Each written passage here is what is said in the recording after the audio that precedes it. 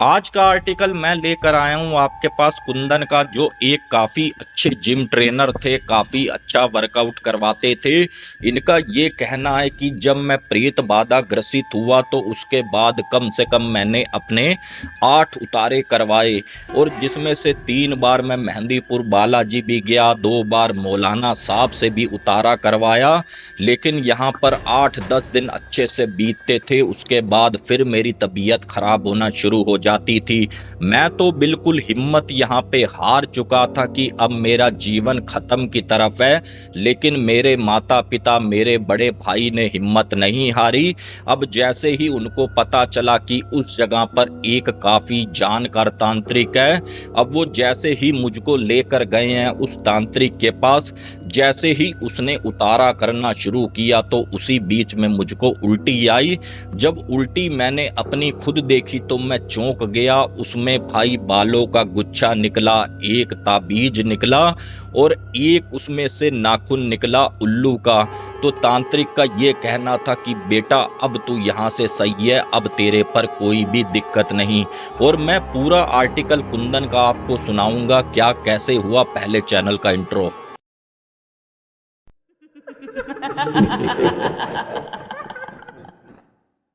आप सबको मेरी नमस्ते। मेरा नाम है अजय। मैं चैनल में आपको कहानियां सुनाता हूं, कभी तीसरी शक्ति के प्रकोप के बारे में बताता हूं, तो कभी देव के चमत्कार किस्से सुनाता हूं। इस तरीके का कोई भी आपके पास एक्सपीरियंस है तो प्लीज़ हम तक ज़रूर भेजें। डिस्क्रिप्शन खोलें, जीमेल, फेसबुक सब कुछ रखा हुआ है। आप अपना एक्सपीरियंस हमको कहीं भी सेंड कर दें और यहाँ से कहानी के माध्यम से मैं आपका आर्टिकल सुनाऊंगा। और आज का आर्टिकल हमारे पास आया है कुंदन का। कुंदन रहने वाले तो उत्तर प्रदेश के थे और अपने शहर में 2-4 कंपटीशन भी जीत चुके थे बॉडी बिल्डिंग का। लेकिन उसका सपना ये था कि भाई बड़ा बनना है तो बड़े शहर में जाना पड़ेगा। इन्हीं सपनों के साथ कुंदन दिल्ली चला जाता है। अब ये जैसे ही एक जिम में घुसा है तो इसकी पर्सनैलिटी, इसकी बॉडी को देखकर भाई जिम ओनर मना नहीं करता और इसको अपने यहाँ जॉब पर रख लेता है। और साथ में वो जिम ओनर ये कहता है कि देखो हमारे इस फ्लोर में एक कमरा भी बना हुआ है, अगर आप इसमें रुक जाओ तो भाई आपकी भी कृपा होगी, सुबह हमारी जिम भी टाइम से खुल जाएगी। और कुंदन को भी इस बात की खुशी हुई कि भाई मैं बाहर कमरा ढूंढता, 2 पैसे मेरे ये भी बच गए जिससे मेरी जिम की डाइट अच्छी खासी चल जाएगी। लेकिन एक उसमें ट्रेनर और था, राजू, जो काफी ज्यादा कुंदन से चिढ़ने लगा। इसके पीछे की जो वजह थी, जो भी पर्सनल ट्रेनिंग लेता था राजू, कुछ एक मेंबर छटक कर कुंदन के पास चले गए। इन्होंने एक दूसरे से बात भी करी कि भाई ऐसे ठीक नहीं रहता, तू मेरी रोजी रोटी पे लात मार रहा है, भाई ये तरीका सही नहीं है। और मालिक ने बीच में आकर इनका मन मुटाव दूर किया कि भाई दोनों अपनी ड्यूटियां करो और ये छोटी छोटी बात पर लड़ना छोड़ दो। राजू ने भी भाई मन मुटाव अपना दूसरों को दिखाने के लिए भाई दूर किया, कुंदन से हाथ मिलाया, कुंदन ने इससे हाथ मिलाया। अब यहाँ पर होता क्या है, जैसे ही कुछ दिन और बीतते हैं इनके इसी तरीके से, तो यहाँ पर राजू ये कहता है कि कुंदन ऐसा करते हैं, तेरे कमरे पे चिकन बनाते हैं, चिकन मैं ले आता हूँ और भाई बनाना तू। यहाँ पर कुंदन कहता है ठीक है भाई, आज तो वैसे रहने दे, शनिवार के दिन ले आइयो, बाकी संडे की तो हमारी छुट्टी रहती है। और ये शनिवार की रात अपना चिकन वगैरह ले आते हैं, कुछ एक बियर शियर ले आते हैं, बढ़िया सा यहाँ पर चिकन बनता है और ये दोनों भाई मिलकर खाते हैं।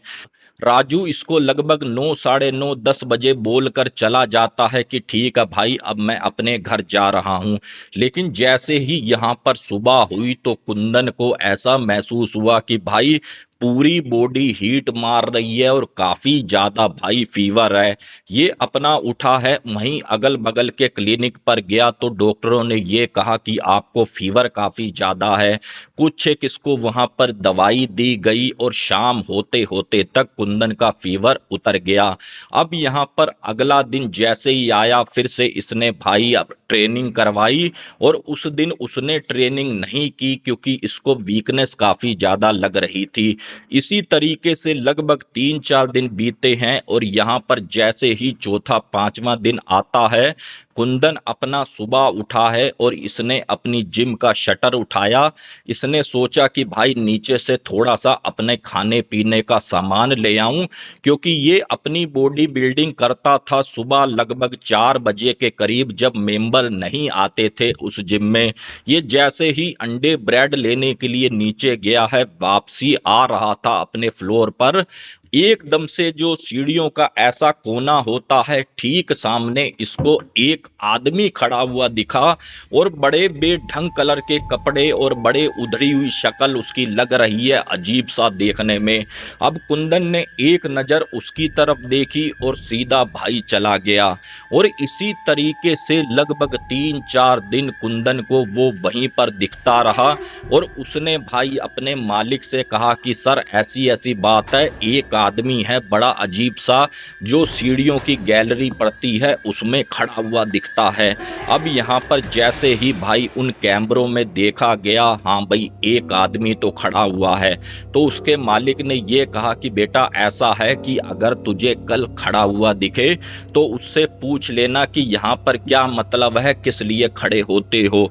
अब ये जैसे ही अगला दिन आया है तो कुंदन ने ये सोचा कि भाई आज फिर अपने लिए अंडे ब्रेड ले आऊं, फिर खाता हूं, फिर उसके बाद वर्कआउट शुरू करूंगा और आज मैं उस बंदे से पूछूंगा भी भाई आप उस गैलरी में खड़े क्यों होते हो।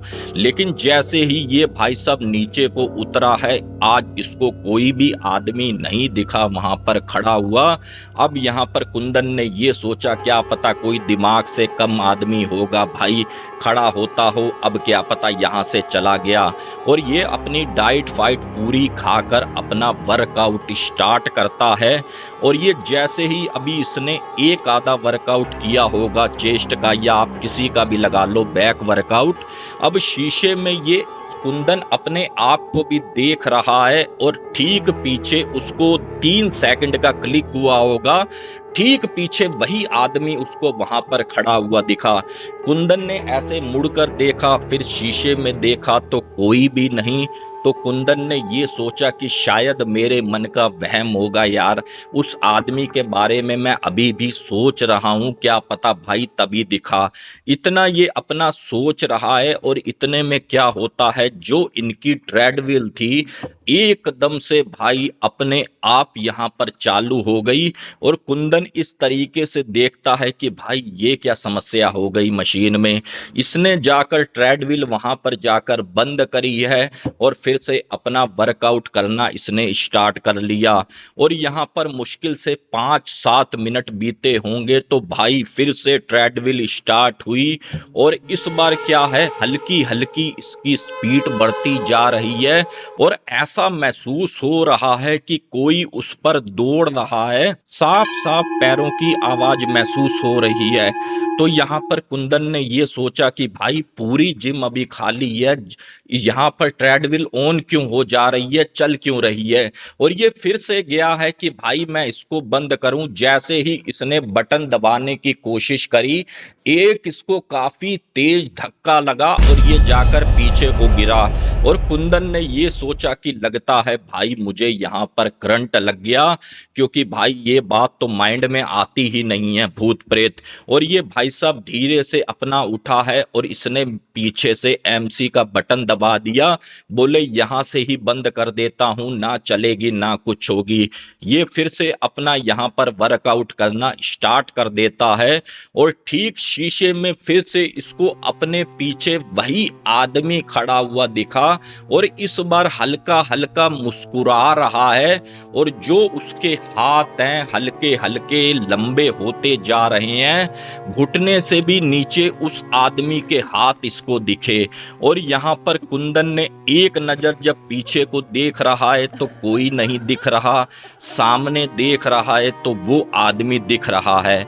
अब यहाँ पर कुंदन ने एकदम से चीखते हुए बोला जय श्री राम। अब ये जैसे ही बोला है तो फिर पीछे मुड़कर देखा, शीशे में देखा, ना तो वो यहाँ पर इसको आदमी दिखा, ना तो यहाँ पर कोई शीशे में दिखा। अब फिर कुंदन ने सोचा चलो जी भाई आज अपना वर्कआउट निपटा लूं, बहुत देर हो रही है। ये अपना दूसरे वर्कआउट को इसने पकड़ा है और जो वहां पर आपने देखा होगा एक वेट की बॉल होती है, हर एक के बस की बात नहीं है कि भाई उसको बिना हाथ लगाए सहारे से इधर से उधर कर लो। और वो बॉल कोने पे पड़ी थी और काफी भारी बॉल होती है, मैं भी जिम करता हूं तो मुझे पता है। वो बॉल क्या हुआ, 2-3 बार राउंड खाती हुई इस कोने से इस कोने पर आई।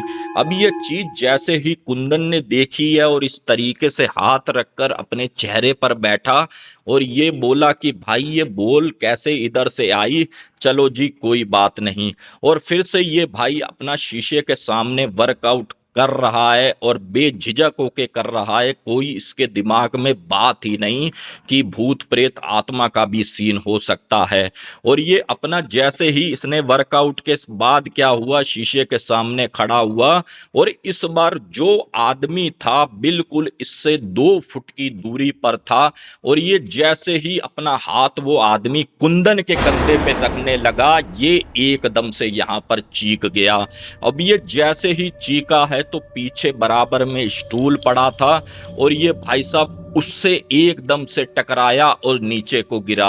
अब यहाँ पर जैसे ही गिरा है तो कुंदन ने क्या किया, जो वहां पर बेंच पड़ी थी, बेंच प्रेस चेस्ट वर्कआउट जो बंदा करता है, कुंदन वहां पर लेट गया।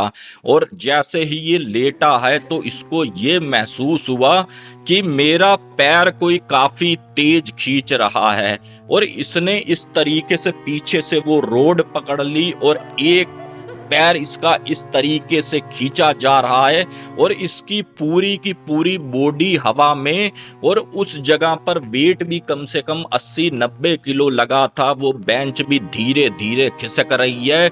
अब यहाँ पर कुंदन ने काफी तेज चीखना चिल्लाना शुरू कर दिया, लेकिन भाई कोई भी आवाज उसकी जिम से बाहर ना जाए। अब यहाँ पर लगभग 5-7 मिनट का और भी इसके साथ एक्टिविटी हुई और ये भाई साहब सीधा जैसे ही जिम से बाहर भागने की कोशिश कर रहा है, दरवाजा इसने जिम का बंद किया और इसने सोचा कि सीढ़ियों से उतरकर मैं नीचे जाऊं। जैसे ही सीढ़ियां इस तरीके से उतरा है, बीच में थोड़ा सा एरिया प्लेन का था, वही आदमी फिर से खड़ा हुआ। अब यहाँ पर कुंदन काफी ज्यादा परेशान कि मैं भाई कहाँ से भाग कर जाऊं, कहाँ से नीचे जाऊं। कुंदन ने तुरंत अपना रास्ता बदला। बराबर में क्या था कि भाई थोड़ा एरिया खुला था, 2nd फ्लोर पे जिम थी। कुंदन वहां से लटका है और नीचे उसने छलांग मार दी।